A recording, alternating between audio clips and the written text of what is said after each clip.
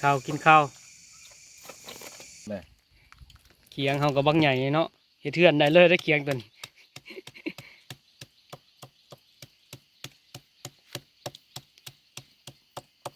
ปัญหาสิปิ้นขึ้นยังไงนี่แต่ว่าเขาบริขึ้นทางนี้เขาขึ้นทางนี้สวัสดีพี่น้องของป้าสุขุสุขคนมื้อนี้มาพบกับบุญเติบสายป่าคือเก่าเนาะบ่ได้ไปล่าสัตว์ป่าได้พี่น้องเอ้ยมาล่าปลาปลาดุกบ่ได้เข้าป่าโอ้เป็นเดือน2 เดือนนี่เลยนี่หากันแล้วหน้าวันนี้มากันโอ้หลายคนเติบมื้อนี้5 คนเนาะเขามามื้อนี้เนาะ5 คนบ่นิว6 คนเนาะจะบ่เจือคนเต็มรถพี่น้องมารถค่ายนี่เอาใหม่ออกแต่ทางอีกอย่าลืมกดไลค์กดแชร์กดติดตามหน่อยเด้อกดกระดิ่งแจ้งเตือนเนาะกดซับสไครต์ให้ยูทูบเบอร์น้องใหม่ให้มันผ่านช่องเนาะวันนี้เฮาบ่ได้ไปล่าสัตว์ป่ามาล่าปลาล่าสัตว์น้ำพี่น้องเอ้ยล่าปลาดุกก่อนเนาะพี่แหละเฮามาทางบ้านพะลองพี่แหละบ้านพะลองเมืองพีนแขวงสะหวรรณเขตเนาะมาหากินข้าวปลาคือเก่านี่นายพรานน้อยนายพรานน้อยสบายดีกล้องเลยแม่หมอนี่โอ้นายพรานน้อยก็อายกล้องพี่น้องวันนี้เฮามาโอ้ทางอุปสรรคหลายอย่างพี่น้องอย่าว่าเล็ก2 ชุดทางเลยเฮาเอารถกระบะคอยาวมาเปิดชิมาเหาะถวยเนาะ โอ้ยทางหยาขนาดพี่น้องเอ้ยบุจักอยู่บุจักชุกกระบะคอยาวเฮาเนี่ยพี่บ่มันบ่ฮ้อนบ่ยังกิโลดนะนี่แล้วก็ยังบ่ทันฮอดมองใส่เบ็ดได้นี่หาก็ฮอดห้วยแล้วเฮาสิบื้นตาดอีกเพราะว่ารถมันไปบ่ได้บื้นตาดบื้นนั้นหน้าผาอีกพี่น้องเอ้ยโอ้ครบชุดนี่ของใหญ่เต็มแค่นี้ครับของมีแต่พี่น้องกันมาพี่น้องเอ้ยอันนี้ก็น้าบ่าวนี่มากับลูกเพิ่นอันนี้ก็อะไรนี่กระทิงแดงเลยครับพุละป้องกระทิงแดงมึงดูมึงหัวมันดูน่ะฝากกดไลค์กดแชร์เด้อพี่น้องเด้อกดซับสไครต์เลยเนาะแล้วเฮาสิจอดรถอยู่นี่เนาะนี่เสื้อเฒ่าเพิ่นก็มาตลอดได้บ่พลาดนั่งคนดีเอ้ยเบิ่งรถให้ลูกให้หลานให้พากรถได้อยู่ได้ตลอดปลอดภัยไปหากินนี่อื้อเช้าพุ่นละเฮาบ่ได้ไปล่าสัตว์บกเนาะมาล่าสัตว์น้ำนี่หากินข้าวป่าเนาะแล้วหายแล้วหน้าเลยได้พี่น้องเอ้ยจะได้กับฝากติดตามเด้อพี่น้องเด้อโอ้ของลอยเฮาร้ายเนาะมื้อนี้เนาะ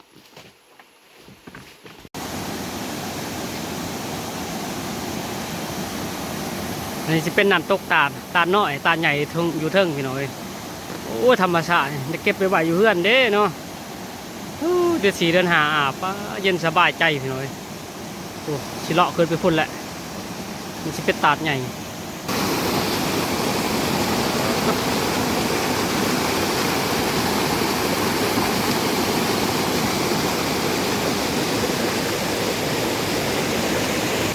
หาก็หอดตาดใหญ่พี่น้องเอ้ยฮัสซิปิ้นคือตาดนี่แหละนี่โอ้สวยงามมากอ๋อสวยงามหลายเนาะพี่น้องเนาะเห็นไหมสิลงไปอาบป่ะทีมงานชุมเฮาเนาะเด้อถ่ายรูปก่อนวิวงามเลยเนาะวิวงามขนาดเลยโอ้น้ำอยู่นี่แหละมันเลิกพี่น้องเลยระดับโอ้รับ5 เมตรอยู่แล้วนี่ความลึกนะป้ามันจะมาก่อนยุงเนี่ยมันขึ้นตาก็ได้แต่อยู่เทิงตาเนี่ยมีอีกมันจะมีป้าอีกเทิงตาจ้ะแต่เขาจะปีนขึ้นยังไงนี่แต่ว่าเขาบริขึ้นทางนี้เขาขึ้นทางนี้เดี๋ยวเขาจะปีนขึ้นนี่แหละนี่เด้ระวังเด้อระวังตกเด้อคอยจับหางใหม่ขึ้นนั่นแหละมันจะเป็นหางใหม่พี่น้องเว้ยเขาขึ้นต่ำหางใหม่หางไม่เดือมีกลมเดือเบ็ดนี่บ่แม่นน้อยๆเด้พี่น้องกูละ200ปลาย300เอามาไกลดินี่แหละอุปสรรคเฮาขึ้นต่ำนี่แหละนี่คือนาพาพี่น้องเอ้ยนาพานาตาดเฮาขึ้นไปนี่แหละนี่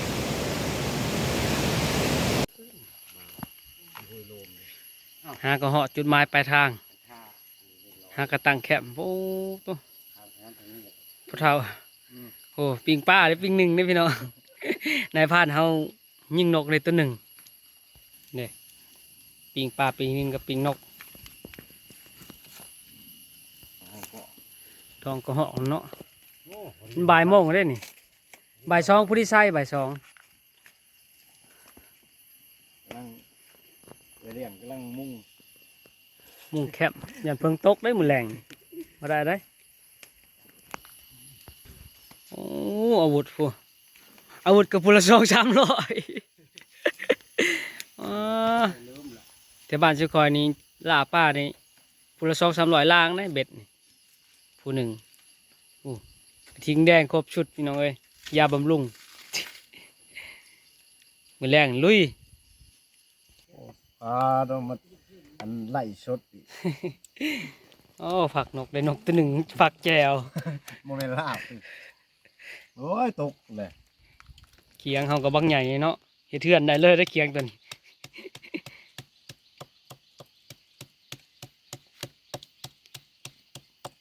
มือแรงคอยว่ากันตัวนี้จำแจวไปก่อนแจวนกหน่อยตัวหนึ่ง แรงกับชิมาน มือแรงกับมันเห็นอมคนแหละ โอ้มันขักลีเนาะได้หลาย มันเนาะ ได้กลางตัวบักยี่ตัวบักใหญ่ ได้กัง พันนี่ต่อ โอ้ เขา ในผ้าในป้าพอทันได้เดี๋ยวเขากินข้าวก่อนแล้วนี่ลาบนกยังบ่ทันแล้วแซ่บแล้วเนาะกินข้าวปลาเนาะ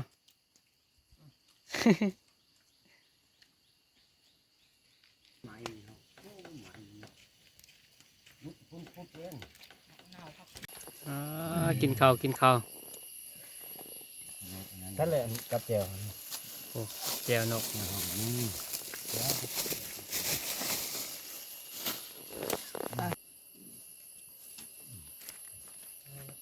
ต้มก็เย็นทั้งมวลเนาะ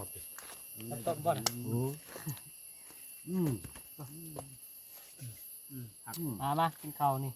เปื่อย ครับเนาะ โอ้สำลัก กิ พุ่ น น ข้าวแล้วก็2 โมงใช้ต่อเลย โอ้โหหอมขบ ใช้เบ็ดต่อผักหอมคอยซื้อมาได้สักทุกบัวชัน ไม่ใช่โอ้ยของบริโภคออกมา ในคลองค่ะ นี่ว่าบ่มีก็ว่าบ่มี น้อ อั ย นนี้ พ อันนี้ก็หอมเลยนะ โอ้ แรง แรงนี่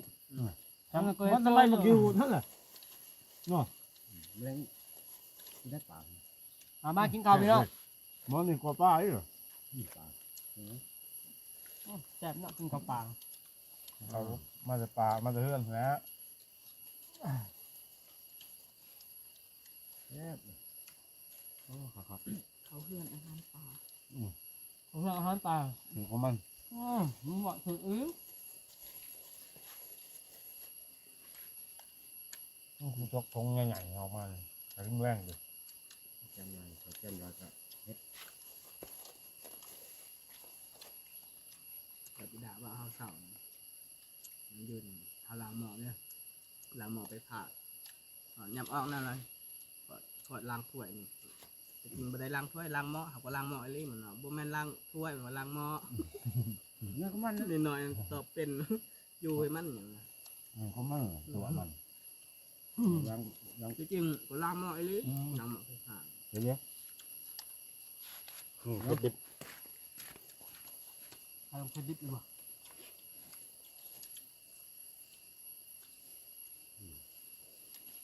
ต้มอ้าวมันอะไรดิรถบนหอดทำไม่ถือข้าวสารเลย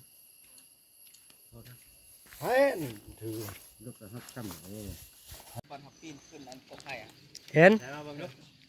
เบิ่งดู มันกำลังอันมุ่งแคบเนาะมุ่งเอาเครื่องเข้าแล้วก็สิไปใส่เบ็ดเวลาตอนแรกมันจะสิมาอีก มาตัวมาหาเก็บปลาดุกบ้านนี่นะใบ2 โตนี่คนหนึ่งก็ใส่เบ็ดมาพอท่านครับ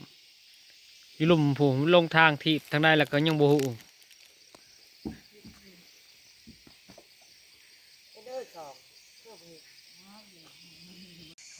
สบายดีตอนกลางคืนเนาะตอน10 โมง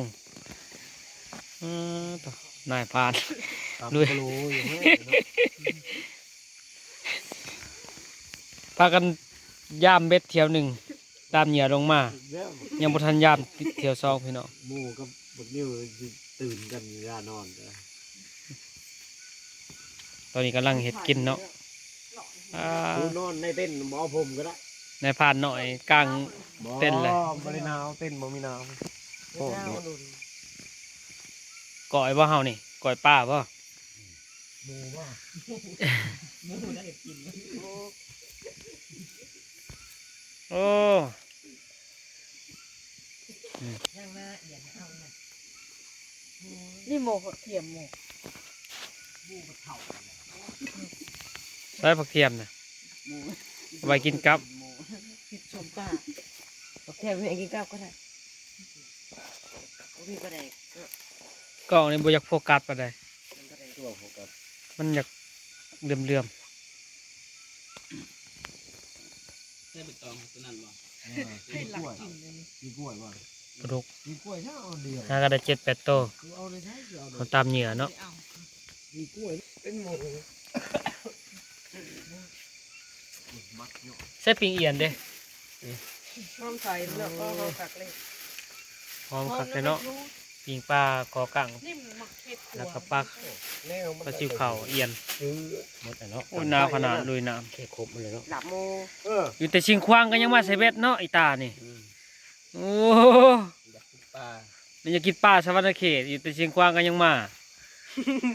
โผล่เลยได้ หมูว่าอะไรกันกิน กินข้าวกินข้าวทีมไก่ได้บนงามตึกได้ นอนได้ก่อน เออ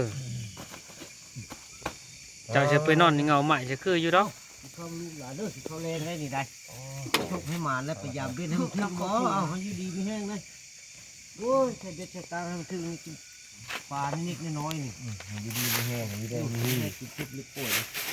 มาหนึ่งเลย โอ้เรากินกินลึกป่วยเป็นนะ พยายามเบ็ดพอชุดเลยยังลงกำยังพยายามต่อย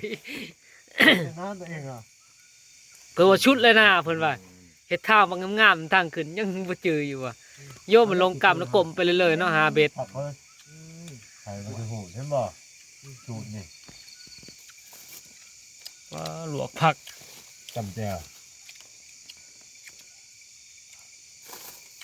กินปีมกอีก อ่ะ ปล่อยปลาปิงปลามันสุดยอดแล้ว เลือกกินแล้วตู โอ้ยตานี่สิงควางมากินเขาวสวรรค์เขตให้กินหลายยาน้ำลังหมูอีก ปล่อยปลา กับปลาสูบ หนังกินนี่น้ำ ลายมังกรนั่นนี่เนาะบริยานน้ำได้เหรอเนาะ ไม่ใช่กับกินน้ำมันนี่มันนี่วะ มันชื่อมาก ตอนนี้ก็ได้เวลา2 โมงกลางคืนเนาะ2 โมงยังโอ้พันอ่อนพันนิ้วเพิ่นสิไปรัดเบิงเลาะเบิงการเบิงเผื่อมันโชคเอาไปโชคกับพุ่นแหละตอนเช้าอีกรัดเช้าอีกหายิงกระเหาะแต่ปลาดุกพุละ20 ปลา10 ปลาโต1 เม็ดพุละ200-300 ลางเนาะเมื่อยไผเมื่อยมันกำลังต้มน้ำกินกาแฟในการต่อ ปลาไม่มีข้าวเอ๊ะตะกี้ขาดอีก ผู้หนึ่งนอนเลยอยู่เต้นได้นิวมานายพรานกับนางนี่ใช้ลบนอนนะฮัน แง่ดังยังบูมือพิลึกอะไรวะเว่ได้ปะเนี่ย ใช่กี่ตับ ว่านคือสิได้ลายแล้วป่าแต่ละคนเนาะปากันนังว่าฝืน คนลงไปเอาก็เป็นชั่วโมงได้หมด เมื่อได้พี่น้องเอ้ย ปากันเมื่อบัดนี้ป้ากับบัได้มาบัได้ก็ได้อยู่ได้บัหลายแต่พุละ20 ป้ายพุละ10 ป้ายบางคนก็ได้ล่างยังนี่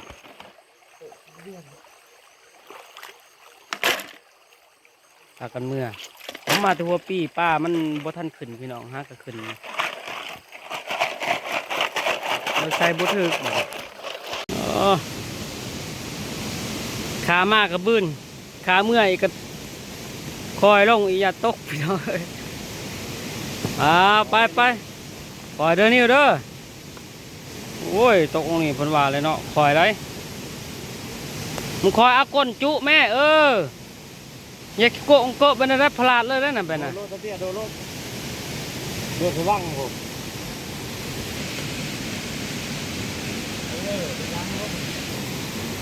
ระวังเด้อระวังเด้อ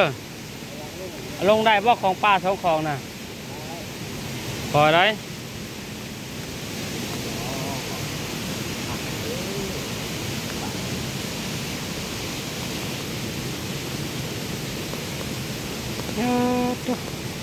ความมาสูงเนาะ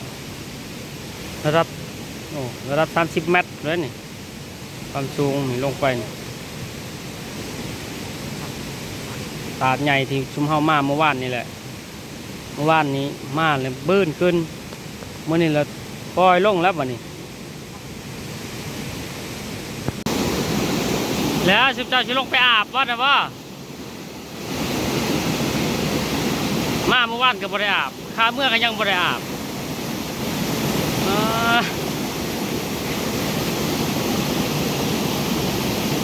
ใส่ลุยใส่ลุย